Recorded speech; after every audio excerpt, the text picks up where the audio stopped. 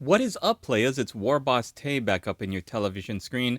Before I check out this week's episode, which is episode 5 of WandaVision on Disney Plus, I thought I'd touch up on something that I noticed that I thought was particularly well done. It's the understated brilliance of Jimmy Woo's card trick. So we're going to be watching a couple of clips here. The first from Ant-Man and the Wasp, where we first meet Jimmy Woo, and then when we catch up to Jimmy Woo 5 years after that movie in WandaVision episode 4. Close-up magic.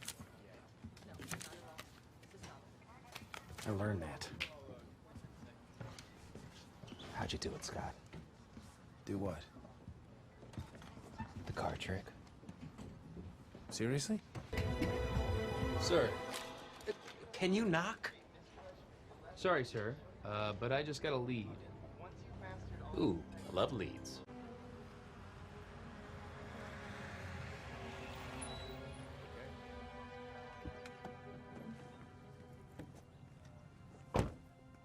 James E. Woo, FBI.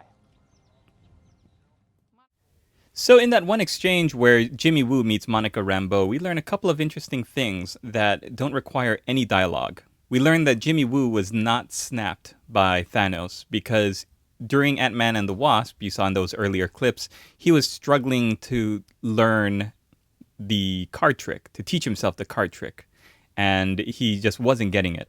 And then the snap happens right at the end of Ant-Man and the Wasp, and the next time we catch up with Jimmy Woo is 3 weeks after everyone returns from being snapped. So unless he can teach himself in 3 weeks how to do that card trick, I mean, he could have. But I think the reason that the director and the screenwriters wanted Jimmy Woo to just nonchalantly whip it out like that is because he's been practicing for 5 years because he hasn't been snapped. So we learned that interesting little tidbit there. And just by having that piece in this episode, it makes me feel good that we're on the right track, that the writers know what they're doing, and they're not only looking at the main characters from all of these different properties, but they're also examining the storylines and the characters of the supporting cast. If you remember in Ant-Man and the Wasp, Jimmy Woo's thing was that he was intrigued by this close-up magic.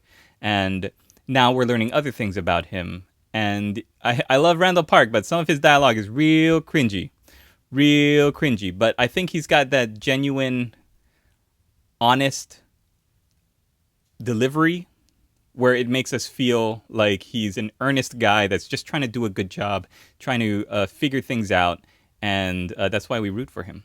Another character we catch up with in this episode was Darcy Lewis, and I wanted to talk to her for just a little while because her growth is that she's now an expert in her field in the 5 years since the snap. So that also leads us to conclude that she probably wasn't snapped into dust because at the end of Thor: The Dark World, which admittedly did take place more than a couple of years before Avengers: Infinity War, but now she's a doctor. She's Dr. Lewis now. Whereas in the Thor: The Dark World movie, the last time we saw her, she was just Natalie Portman's assistant. Natalie Portman played Jane Foster. I almost said Jane Fonda. But she was just her assistant, and she was trying to figure out the mystery and trying to learn everything as much as she could about the craziness of the gods and all these different worlds. And the fact that she had gone from just being an assistant to now being a leading expert in her field, in that she's the one that they bring in out of those 4 doctors they had riding in the back. She's the leading one that they wanted to bring in to figure out to get her expertise on. And that means that she's going to be a more integral part of this show. The fact that she's gone from being a supporting cast member, that Jimmy Woo has gone from being just a comedic sub character that he was in Ant-Man and the Wasp to taking a more leading role, being actively involved in solving the mystery and trying to figure out what's going on with Wanda and Vision in this universe. It makes me feel good that no matter what they do with these characters, even if they kill them off in the next episode, which I hope they don't do, but we'll know that at least they know what they're doing. We can feel secure that they have been able to do their research. They've gone back through the movies. They've figured out what makes these characters interesting, what made them enjoyable in their own properties, and then they bring them back and they advance them. I'm looking forward to seeing more from these two, and I'm looking forward to seeing really what Marvel's going to do, not only with WandaVision, but with all of the upcoming movies. Spider-Man 3, Doctor Strange 2, not so much Black Widow. That seems like standard beat-em-up fare, but a lot of the things that Marvel's got coming down the pike seems very interesting. I can't wait to watch them, and I look forward to talking about it with you all. Thanks for checking out this little video. Hope you guys enjoyed it. We'll see you in the next one.